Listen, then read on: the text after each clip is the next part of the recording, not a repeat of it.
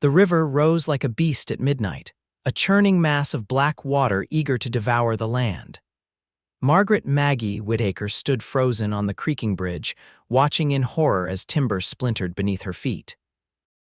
She had only moments to comprehend her fate before the world gave way, plunging her into the frigid torrent of the rampaging Platte River. It was April of 1868, and Fort Kearny, Nebraska, was experiencing its worst flooding in decades. Spring rains had swelled the river beyond its banks, and the massive snowmelt from the distant mountains had turned the normally placid waterway into a roaring monster.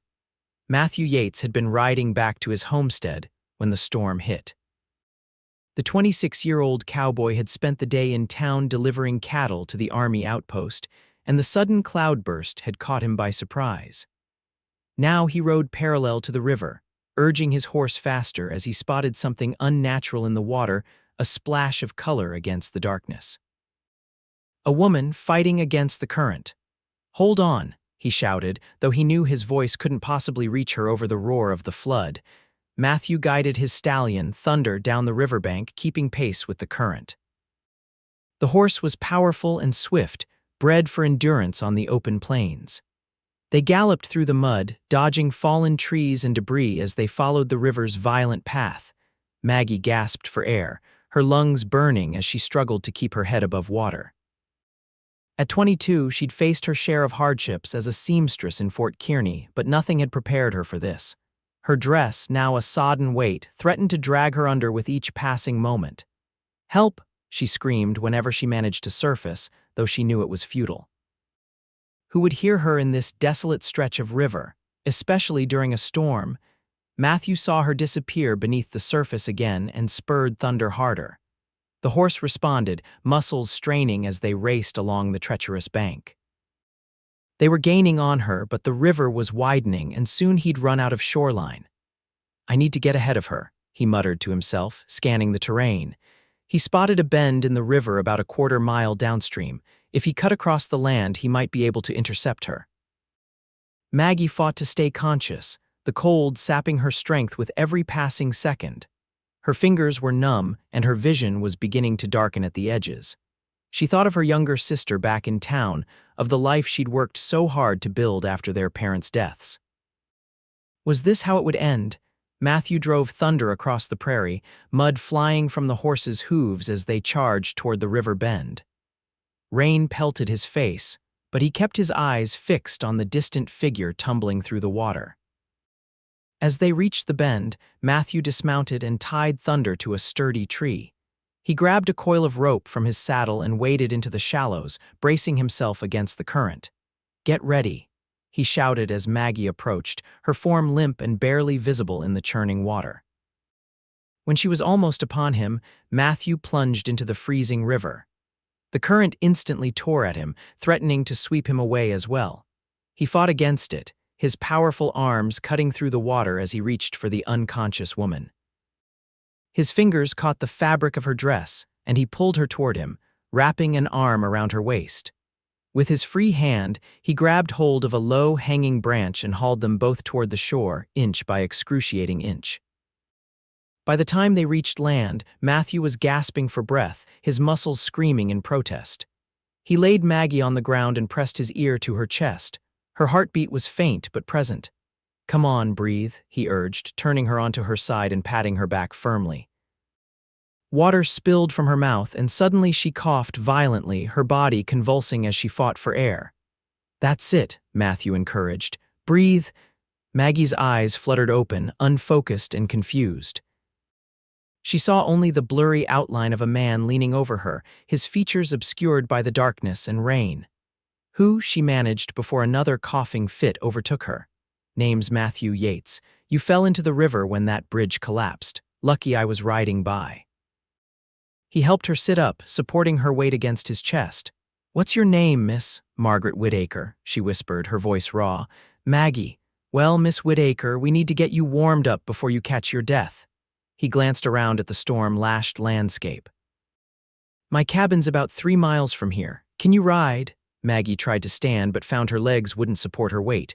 I don't think so. That's all right." Matthew whistled for Thunder, who trotted over obediently. "I'll help you up and we'll ride double." With gentle hands, he lifted her onto the saddle, then mounted behind her, keeping one arm firmly around her waist to steady her. Maggie leaned back against him, too exhausted and cold to worry about propriety. As they rode through the stormy night, Maggie drifted in and out of consciousness, aware only of the solid warmth of the man behind her and the rhythmic movement of the horse beneath them. Matthew's cabin appeared through the rain as a dark silhouette against the night sky. It was small but sturdy, built with his own hands after he'd acquired the land 2 years prior. He helped Maggie dismount and carried her inside, setting her down carefully on his only chair. "I need to tend to Thunder, but I'll be right back," he assured her, lighting a lantern and stoking the embers in the fireplace. "Try to stay awake if you can." When he returned, soaked to the skin but satisfied that his horse was sheltered in the lean-to stable, he found Maggie shivering violently, her lips tinged blue. "You need to get out of those wet clothes," he said matter-of-factly, though his cheeks reddened slightly. "I've got some spare things that'll be too big for you, but they're dry." He turned his back discreetly and busied himself with building up the fire while Maggie changed into the offered clothing, a flannel shirt and a pair of trousers held up with suspenders. Both swallowed her petite frame, but the relief of dry fabric against her skin was immediate. "Thank you," she said softly, her teeth still chattering. I don't know what would have happened if you hadn't been there." Matthew turned to face her, really seeing her clearly for the first time in the firelight. Her auburn hair hung in damp tendrils around a heart-shaped face, and her eyes were a striking shade of green. Despite her bedraggled appearance, there was something undeniably beautiful about her. "No need for thanks," he replied, clearing his throat. "Anyone would have done the same." "Not anyone could have," she countered. "That river, it was so strong." Matthew shrugged off the compliment and set about making coffee. The small cabin gradually warmed as the fire blazed, and Maggie's shivering subsided. She watched her rescuer move around the space with efficient grace, his tall frame and broad shoulders somehow not seeming out of place in the modest dwelling. "You live here alone?" she asked, wrapping her hands around the tin mug of coffee he offered her. "Just me and Thunder," he confirmed, settling onto the edge of his bed. "Been that way since I came out here from Missouri." "How long ago was that?" "Almost 3 years now." He took a sip of his coffee. "What about you?" "You've got family in Fort Kearny." "Just my sister, Clara. She's 18. Maggie's eyes widened suddenly. "Oh, she must be worried sick. I was supposed to be home hours ago." "There's nothing to be done about it tonight," Matthew said gently. "The storm's getting worse and that bridge is gone. We'll have to wait until morning to try to get back to town." Maggie nodded reluctantly, knowing he was right. She stared into the fire, thinking of her sister alone in their small house on the edge of town. "Clara's strong," she said, more to herself than to Matthew. "She'll be all right for one night. Sisters often are," he agreed. "I've got 3 of them back east." As the night wore on, they talked quietly, the sound of rain on the roof a constant backdrop to their conversation. Maggie learned that Matthew had come west after the war, seeking a fresh start away from the devastation that had ravaged his Missouri home. He'd worked as a ranch hand before saving enough to claim his own land, where he now raised a modest herd of cattle. In turn, Matthew discovered that Maggie and her sister had moved to Nebraska from Pennsylvania after their parents died of fever 2 years earlier. As a skilled seamstress, Maggie had found work with a dressmaker in town, while Clara helped at the local schoolhouse. "It's not the life I imagined," Maggie admitted, "but we get by." "That's all any of us can do out here," Matthew replied. "Get by and hope for better days." Eventually, exhaustion claimed Maggie and she drifted off to sleep in the chair. Matthew gently carried her to his bed and covered her with a quilt, then made himself a pallet on the floor near the fire. As he lay there listening to the storm rage outside, he found himself strangely content despite the circumstances. Morning arrived with tentative sunlight breaking through the clouds. The storm had passed, but its evidence was everywhere: branches strewn across the muddy ground, debris collected against tree trunks, and the river still swollen and fierce beyond its banks. Maggie woke to the smell of coffee and bacon.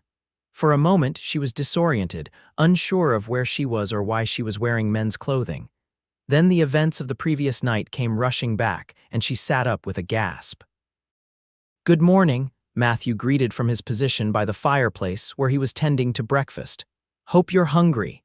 "Starving, actually," she admitted, running a hand through her tangled hair. She felt self-conscious suddenly, aware of her disheveled appearance and the impropriety of their situation. "Mr. Yates, I can't thank you enough for your kindness, but I really must get back to my sister as soon as possible." "We'll head to town after breakfast," he promised. "And please call me Matthew. After sharing my cabin, I think we can dispense with formalities." Maggie felt her cheeks warm. "Matthew, then, and you must call me Maggie." They ate quickly, and Maggie insisted on washing the dishes while Matthew readied thunder for the journey. Her own clothes were still damp, so she wore his, rolling up the sleeves and pant legs as best she could. The ride to Fort Kearny was challenging. The main road was washed out in several places, forcing them to take a circuitous route through the prairie. Maggie sat behind Matthew this time, her arms wrapped hesitantly around his waist. "You can hold on tighter," he told her as they navigated a particularly steep incline. "I promise I won't mind." Maggie tightened her grip slightly, trying to ignore the warmth that spread through her at the contact. She had no business feeling this way about a stranger, no matter how heroic his actions had been. As they approached town, the devastation from the flood became apparent. Several buildings near the river had been damaged, and people were busy clearing debris and salvaging what they could.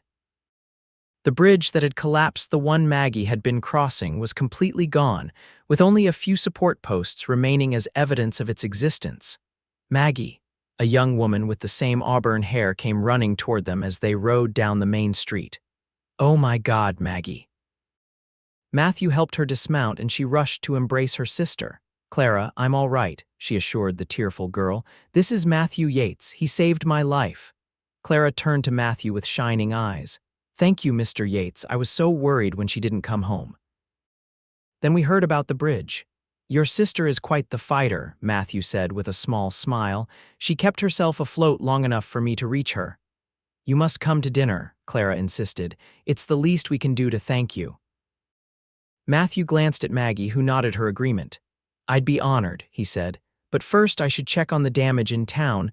I've got some supplies at my place that might help with the rebuilding efforts." "Our house is on Pine Street," Maggie told him, "the blue one with the white fence." "Come by at 6. I'll be there," he promised. As he rode away, Clara turned to her sister with raised eyebrows. "Those aren't your clothes." Maggie blushed furiously. "It's not what you think. My dress was soaked through and I would have caught pneumonia if I'd stayed in it." "MMHMM," Clara hummed skeptically.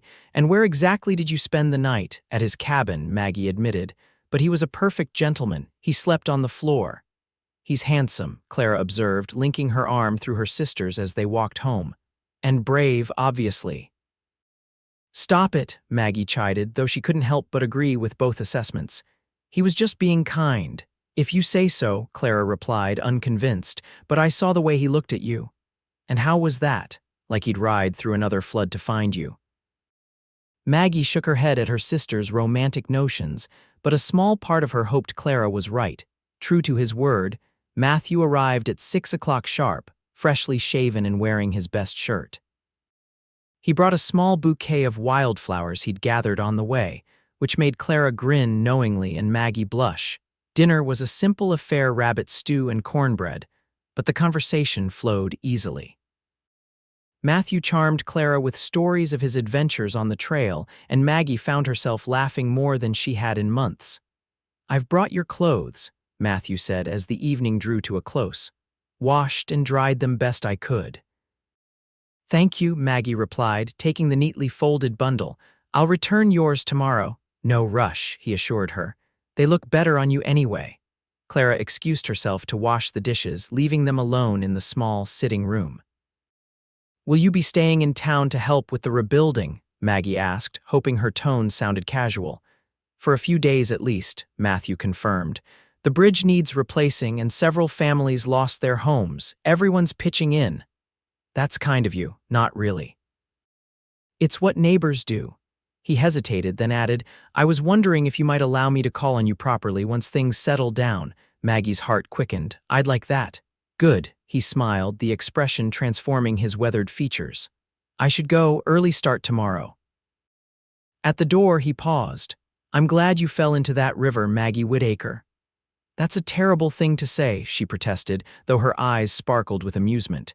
Maybe, he conceded, but I'm still glad I was there to fish you out. With that, he placed his hat on his head and disappeared into the night, leaving Maggie to wonder at the strange turns life could take. The following days saw Fort Kearny come together in the way that frontier communities often did in times of crisis. Men worked from dawn till dusk rebuilding what had been lost, while women organized food and supplies for those in need. Maggie contributed by mending clothes and sewing new ones for families who had lost everything. Her employer, Mrs. Finch at the dressmaking shop, had given her leave to help with the recovery efforts, knowing that business would be slow while the town focused on rebuilding. Matthew, true to his word, was at the center of the reconstruction. His strength and carpentry skills made him invaluable, and Maggie often found her gaze drawn to him as he worked shirtless in the spring sun, his muscles flexing with each swing of the hammer. You're staring again, Clara teased as they delivered lunch to the workers one afternoon. I am not, Maggie protested weakly. He's been watching you too, Clara informed her. When you're not looking. Maggie's cheeks warmed, but she said nothing as they approached the men. She handed Matthew a sandwich and a cup of water, their fingers brushing in the exchange. Thank you, Maggie, he said, his voice low and intimate despite the crowd around them. You're a sight for sore eyes. You look like you could use a rest, she observed, noting the fatigue in his stance. Can't rest yet. We're hoping to get the framework for the bridge in place by sundown. Will I see you tomorrow? She asked, surprising herself with her boldness. His smile was answer enough. I promised to call on you properly, didn't I? That evening, Maggie took extra care with her appearance, pinning her hair in a style that framed her face and wearing her best dress, a pale blue cotton that brought out the green of her eyes. Clara watched her preparations with amusement, but said nothing, knowing her sister would deny any special effort. Matthew arrived at noon the next day, thunder groomed to a shine and a picnic basket tied to his saddle. I thought we might ride out to the bluffs, he suggested. It's a fine day and you've been cooped up in town all week. I'd love that, Maggie agreed, ignoring Clara's suggestive wink from the doorway. Matthew helped her mount Thunder, then swung up behind her. The ride to the bluffs overlooking the Platte River was pleasant, with wildflowers dotting the prairie and birds soaring overhead. Maggie relaxed against Matthew's chest, no longer self-conscious about their proximity. They spread a blanket near the edge of the bluff, the view of the river stretching out below them. The water had receded to its normal levels, though evidence of the flood remained in the debris caught in tree branches and the changed contours of the banks. Hard to believe something so peaceful could turn so destructive, Maggie commented, watching the sunlight dance on the water's surface. Nature's got a way of reminding us who's really in charge, Matthew agreed. Makes you respect it all the more. He unpacked the picnic cold chicken, biscuits, and a jar of preserved peaches that Mrs. Johnson from town had insisted he take when she heard of his plans.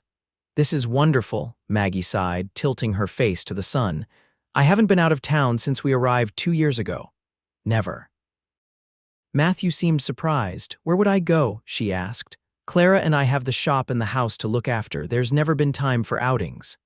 Well, that's going to change, he declared. Nebraska territory's got plenty of beautiful spots worth seeing, and you'll show them to me. She asked, her voice teasing but her eyes serious, if you'll let me. He reached out and tucked a strand of hair behind her ear, his touch lingering on her cheek. Maggie's breath caught at the tenderness in his gaze. I think I'd like that very much. They stayed on the bluff until late afternoon, talking about everything and nothing, their childhoods, their dreams, the books they'd read, and the places they hoped to visit someday. Matthew told her about his time in the war, fighting for the Union and returning to find his family farm in ruins. Maggie shared her fears for Clara's future and her own doubts about their decision to move west. Do you regret it? He asked. Coming to Nebraska, Maggie considered the question. I used to, especially during that first winter when everything was so harsh and unfamiliar. She looked at him, a smile softening her features. But right now, I can't imagine being anywhere else. As the sun began its descent, Matthew reluctantly suggested they head back to town. He helped Maggie to her feet, but instead of releasing her hand, he drew her closer. I've been wanting to do this since I pulled you from that river, he murmured, his free hand coming up to cup her face. What took you so long? She whispered, her eyes fluttering closed as his lips met hers. The kiss was gentle at first, a question being asked and answered in the same breath. Then it deepened, his arms encircling her waist as she wound hers around his neck. When they finally parted, both were breathless. Well, Matthew said, his voice rough. That was worth waiting for, Maggie laughed, feeling lighter than she had in years. Indeed it was, Mr. Yates. The ride back to town was filled with stolen glances and lingering touches, a new awareness humming between them. When they reached Maggie's house, Matthew helped her dismount but kept his hands on her waist. Can I see you again tomorrow? He asked. I'm working at the shop all day, she replied regretfully. Then I'll come by when you're done. True to his word, Matthew appeared outside Mrs. Finch's dressmaking and alterations the following evening, hat in hand and a nervous smile on his face. Maggie introduced him to her employer, a kindly widow who took one look at the pair of them and declared she'd never seen a better matched couple. Over the next few weeks, Matthew became a constant presence in Maggie's life. He escorted her to church on Sundays, dined at her table several times a week, and took her riding whenever her work allowed. Clara teased her mercilessly about her dashing cowboy, but Maggie could see that her sister approved. The town, too, had taken note of their courtship. Mrs. Finch reported that several customers had commented on how well-suited they seemed, and even the gruff shopkeeper, Mr. Hawkins, had asked when Matthew planned to make an honest woman of her. People talk too much, Maggie complained to Matthew as they walked along the newly rebuilt bridge one evening in late May. You'd think they'd have more important things to discuss. It's a small town, Matthew reminded her, his hand warm around hers. And we give them something pleasant to gossip about, at least. She smiled up at him, still marveling at how quickly he had become essential to her happiness.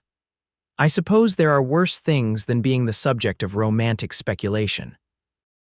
They paused in the middle of the bridge, looking down at the river that had brought them together. The water flowed peacefully now, giving no hint of its former violence. I've been thinking, Matthew said suddenly, turning to face her. My cabin's too small for a family. Maggie's heart skipped a beat. Is that so? He nodded seriously. And it's too far from town for a woman who needs to work at a dress shop. These do seem like problems, she agreed, struggling to keep her expression neutral. I've found a solution, though. He reached into his pocket and pulled out a folded document. There's a property for sale at the edge of town. 10 acres with a decent house already built, close enough to town for convenience, far enough for privacy. Maggie took the paper he offered, her hands trembling slightly as she unfolded it. It was a deed of sale, already bearing Matthew's signature. You bought land in town? She asked, confused. I did, but there's something missing from that deed. He took her free hand in both of his. Your name, Maggie Whitaker. I'd like to add it if you'll have me. Her eyes widened as his meaning became clear. Are you asking what I think you're asking? In answer, Matthew lowered himself to one knee, right there on the bridge where their story had begun.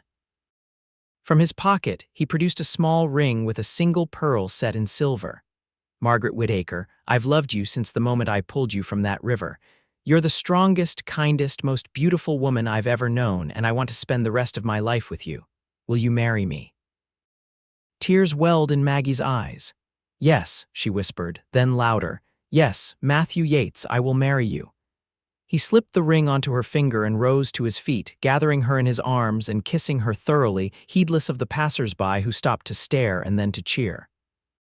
When they finally broke apart, both laughing and breathless, Matthew pressed his forehead to hers. I was so afraid you'd say no. How could I? She asked. You're the man who rode through a flood to save me. I'd be a fool to let you go. Clara was ecstatic when they shared their news, immediately launching into wedding plans. "June is the perfect month for a wedding," she declared. "And Mrs. Finch already said you can have all the fabric you need for your dress at cost." "June," Matthew looked startled. "That's only 3 weeks away." "Too soon?" Maggie asked, suddenly uncertain. He shook his head emphatically. "Not soon enough if you ask me. I'd marry you tomorrow if we could arrange it." And so it was settled. The wedding would take place on the third Saturday in June, with the whole town invited to celebrate. Maggie worked on her dress in the evenings, a simple but elegant creation of ivory silk with pearl buttons down the back, a gift from Mrs. Finch, who insisted her best seamstress should have the finest materials for her wedding day. Matthew, meanwhile, focused on preparing their new home. The house needed some repairs, and he wanted everything to be perfect before he brought his bride there. He enlisted the help of several men from town who were happy to repay his assistance during the flood recovery. 2 days before the wedding, Maggie and Clara went to see the house for the first time. Matthew had insisted on keeping it a surprise, wanting to show them the finished product rather than the work in progress. As they approached on horseback, Maggie caught her breath. The house was larger than she had expected, a 2-story structure with a wide porch wrapping around the front. Fresh white paint gleamed in the sunlight, and flower boxes hung from the windows, filled with colorful blooms. "Matthew, it's beautiful," she gasped as he helped her dismount. "Wait till you see inside," he said proudly, leading her up the porch steps. The interior was simple but charming, with polished wooden floors and large windows that filled the rooms with light. Matthew had furnished it with pieces he'd either made himself or purchased from the local carpenter, a sturdy dining table with 6 chairs, a comfortable sofa before the fireplace, and bookshelves already half filled with volumes. "This is for you," he said, showing her a small room at the back of the house with a large window overlooking the garden. "I thought you might use it for your sewing." Tears sprang to Maggie's eyes at his thoughtfulness. "It's perfect." Clara explored the upstairs, exclaiming over the 3 bedrooms. "One for you two, one for me, and one for—" She waggled her eyebrows suggestively. "Clara," Maggie admonished, blushing furiously while Matthew chuckled. "I did think ahead," he admitted. "I want a family with you, Maggie. As big or as small as you want." She squeezed his hand. "I want that too." The wedding day dawned clear and warm, a perfect June morning. The church was decorated with wildflowers gathered by the schoolchildren, and every pew was filled with townsfolk eager to witness the union of the seamstress and the cowboy, whose romance had captivated them all. Clara helped Maggie dress, fastening each pearl button with care and arranging her sister's auburn hair in an elegant updo adorned with baby's breath. "You look beautiful," Clara said, tears glistening in her eyes as she stepped back to admire her handiwork. "Like something from a fairy tale." "I feel like I'm dreaming," Maggie confessed. "A few months ago I was just existing, working and saving and hoping for something better for you. Now you've found your happiness," Clara finished for her, "and I couldn't be more thrilled." A knock at the door announced the arrival of Mr. Hawkins, the shopkeeper who had agreed to give Maggie away in the absence of their father. "It's time, ladies," he called gruffly, though his voice held a note of tenderness. "And may I say, Miss Whitaker, you're going to knock that cowboy right off his feet." The ceremony itself passed in a blur for Maggie. She remembered walking down the aisle, her eyes locked on Matthew's as he waited for her at the altar, looking impossibly handsome in his new suit. She remembered the warmth of his hands holding hers as they spoke their vows, and the softness of his lips as they sealed their promise with a kiss. But mostly, she remembered the feeling of absolute certainty that filled her heart. This was right. This was meant to be. This was forever. The celebration afterwards spilled out from the church to the town square, where tables had been set up and loaded with food contributed by every family in Fort Kearny. There was dancing and laughter, toasts and teasing, and through it all, Matthew kept Maggie close as if afraid she might disappear if he let go. As the sun began to set, they took their leave amid cheers and well wishes, climbing into the wagon that would take them to their new home. Clara would stay with Mrs. Finch for the night, joining them tomorrow to begin her new life as part of their household. "Happy, Mrs. Yates?" Matthew asked as they drove through the twilight, his arm around her shoulders. Completely, she replied, leaning into him. Though the name will take some getting used to. We've got time, he assured her. A lifetime, in fact. Their first night as husband and wife was filled with tender discoveries and passionate declarations. Matthew proved to be as gentle and considerate a lover as he was a man, guiding Maggie through her initial nervousness with patience and humor. I love you, she whispered in the darkness afterward, her head resting on his chest, his heartbeat steady beneath her ear. And I love you, he replied, his fingers tracing patterns on her bare shoulder. More than I ever thought possible. Life settled into a pleasant rhythm for the Yates family. Maggie continued her work at the dress shop, but now she also took on private commissions, using her sewing room at home for more elaborate projects. Matthew tended their land and his cattle, gradually expanding his herd and his reputation as one of the most reliable cattlemen in the area. Clara flourished in their household, completing her education at the town school and eventually accepting a position as a teacher there. She had no shortage of suitors, but she took her time, watching her sister's happiness and knowing she would settle for nothing less in her own marriage. The first winter in their new home brought challenges: heavy snows, bitter cold, and the isolation that came with frontier life. But it also brought them closer together, with long evenings spent by the fire, reading aloud or simply talking as the wind howled outside. When spring arrived, it brought with it a special announcement. Maggie, who had been feeling unusually tired and queasy for several weeks, confirmed what she had begun to suspect: she was with child. Matthew's reaction to the news was everything she could have hoped for.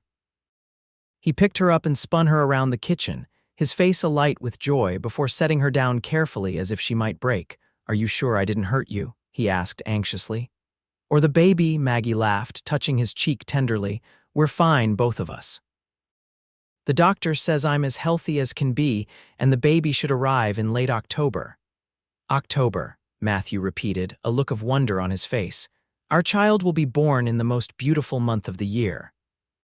The pregnancy progressed smoothly, with Maggie continuing her work at a reduced pace and Matthew hovering protectively whenever he was home.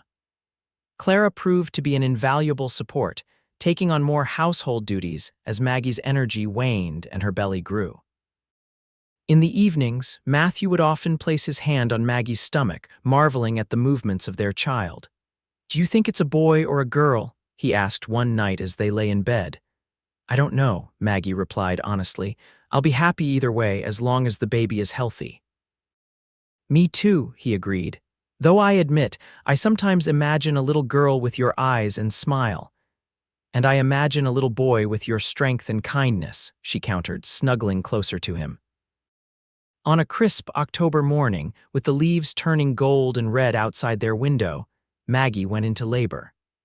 Matthew sent Clara to fetch the midwife, then paced anxiously outside the bedroom as the two women helped Maggie through her travail. After 12 hours of labor, the cry of a newborn filled the house. Matthew, who had been sitting with his head in his hands at the foot of the stairs, leaped to his feet as Clara appeared in the doorway, her face tired but radiant. You have a son, she announced. A beautiful, healthy boy. Matthew took the stairs 2 at a time, bursting into the bedroom where Maggie lay propped against pillows, a small bundle cradled in her arms. The midwife, Mrs. Pearson, was gathering her things, a satisfied smile on her face. Congratulations, Mr. Yates, she said as she passed him. Your wife did splendidly, and that's a fine son you have there. Matthew approached the bed cautiously, his heart hammering in his chest. Maggie looked up at him, exhausted but glowing with happiness. Come meet your son, she invited, shifting the bundle so he could see the tiny face nestled among the blankets. Matthew sat carefully on the edge of the bed and reached out a tentative finger to touch the baby's cheek. He's so small, he marveled, but strong, Maggie assured him. Listen to those lungs. As if on cue, the baby let out a lusty cry, his little fists waving in the air. Would you like to hold him? Maggie asked. Matthew nodded, his throat too tight for words. She placed their son in his arms, showing him how to support the baby's head. The infant quieted immediately, as if sensing the security of his father's embrace. What shall we call him? Matthew asked, his voice husky with emotion. They had discussed names but hadn't settled on one, wanting to meet their child first. Now, looking down at the perfect little face with its shock of dark hair, Maggie knew. "Samuel," she suggested. "After your father," Matthew's eyes filled with tears. "Samuel Yates," he tested the name. "It suits him." "Samuel Matthew Yates," Maggie amended, "so he'll have something of you too." Life with a newborn was a joyful challenge.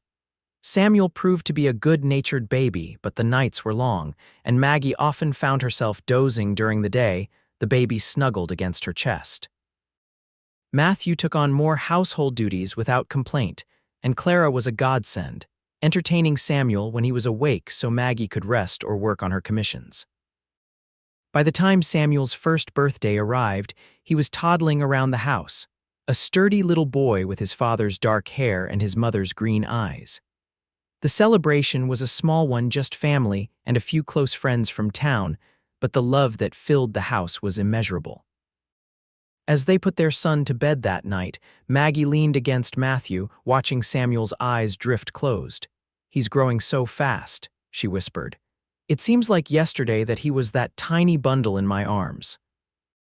"Time has a way of slipping by when you're happy," Matthew observed, pulling her close. "These have been the best years of my life, Maggie." "Mine too," she agreed, turning in his arms to face him, "and I have news that might make them even better." Matthew's eyes widened as he caught her meaning. "You're sure?" she nodded, a smile spreading across her face. "Dr. Wallace confirmed it yesterday. We're having another baby due in the spring." His whoop of joy woke Samuel, who began to cry, but neither parent minded as they soothed their son back to sleep, their hearts full with the promise of their growing family. The years passed in a blur of ordinary days and extraordinary moments. Their second child, a daughter they named Elizabeth Clara, was born on a bright April morning, with Samuel, now nearly 2, peering curiously at his new sister from the safety of his aunt's arms. 2 years later, they welcomed another son, Joseph, completing their family.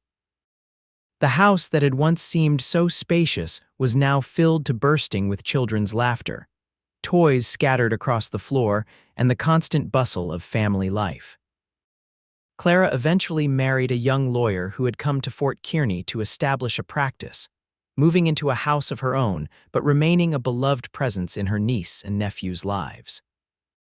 She often teased Maggie that she had followed her sister's example and found a man who would brave any danger for her, as her husband had once risked a confrontation with an armed robber to protect her. Matthew's cattle business prospered, allowing them to add onto the house as the children grew and to set aside money for their education. Maggie continued her sewing, gaining a reputation that extended beyond Fort Kearny to neighboring settlements. Her wedding dresses were particularly sought after, with brides traveling miles to be fitted by the woman whose own love story had become something of a legend in the area. On their 10th wedding anniversary, Matthew surprised Maggie with a trip back to the bluffs where he had proposed. They rode out alone, leaving the children in Clara's capable hands, and spread a blanket in the same spot they had occupied a decade earlier. "Do you ever think about that day?" Matthew asked as they gazed out over the river. "The flood, I mean," Maggie considered the question. "Sometimes. Usually when it rains heavily or when I cross the bridge." She turned to look at him, the years having only enhanced his appeal in her eyes. "But mostly, I think about what came after you, our children, this life we've built together. I used to wonder why I decided to ride along the river that night instead of taking the direct route home," he mused. "Now I know it was fate." "Fate, or very good luck," she agreed, leaning against him as the sun began to set, painting the sky in shades of pink and gold. "Either way, I'm grateful," he said, pressing a kiss to her temple. "Every single day." As they rode back to town in the twilight, Maggie reflected on the journey that had brought them to this point.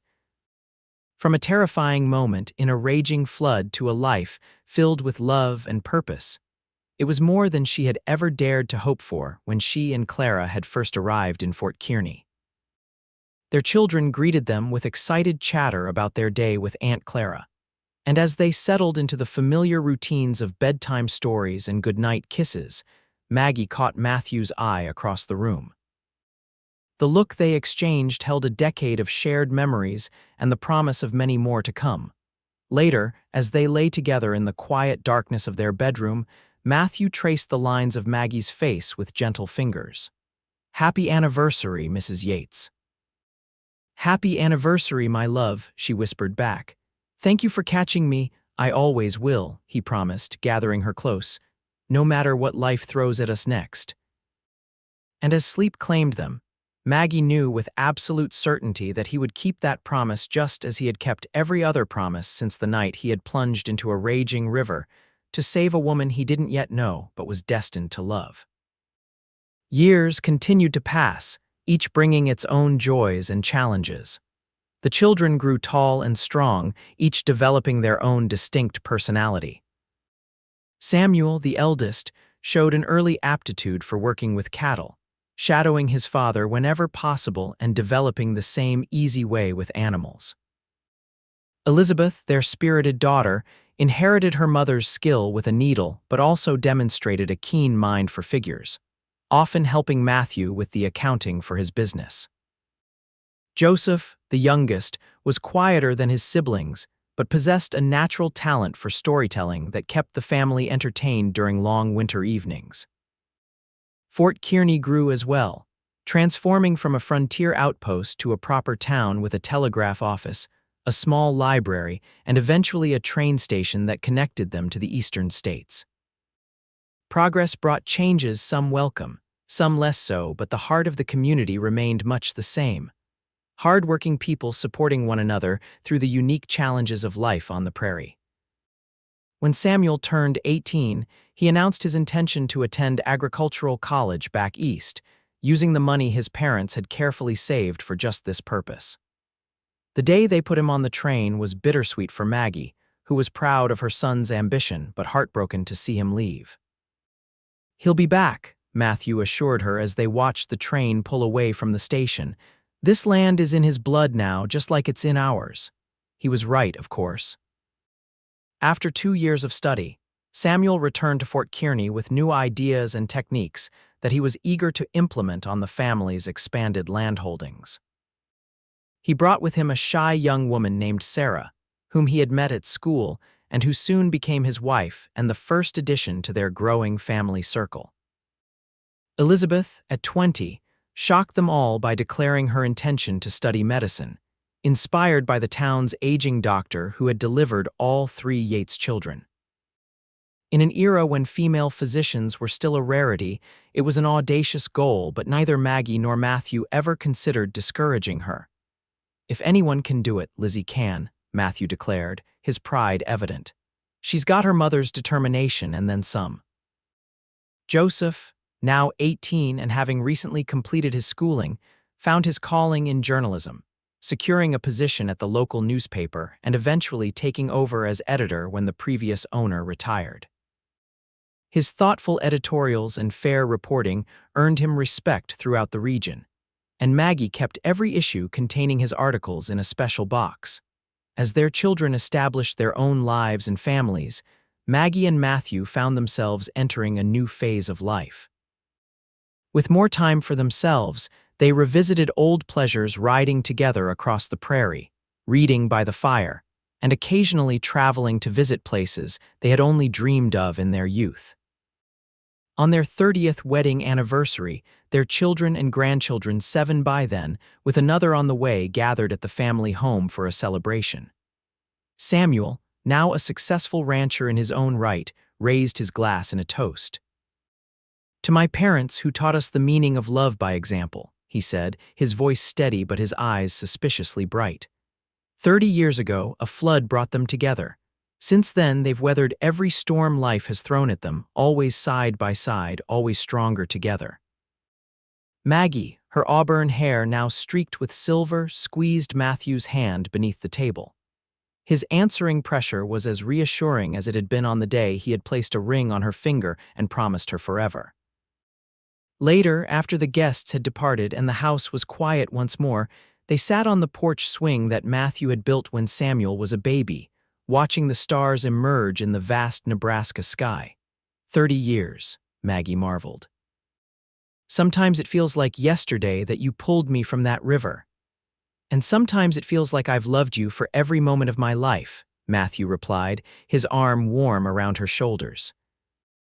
At 62, his hair was more gray than brown and lines fanned out from his eyes, but to Maggie, he was still the handsome cowboy who had ridden through a flood to save her.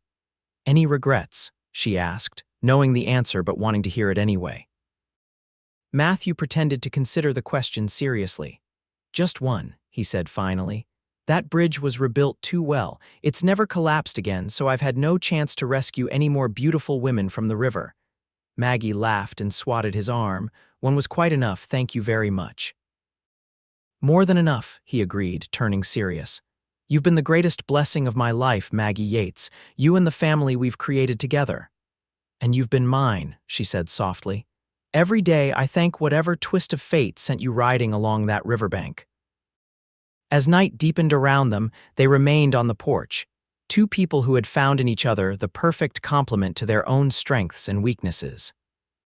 Their story, which had begun in the chaos and danger of a flash flood, had evolved into something enduring and beautiful, a love that had not only survived life's challenges, but had been strengthened by them.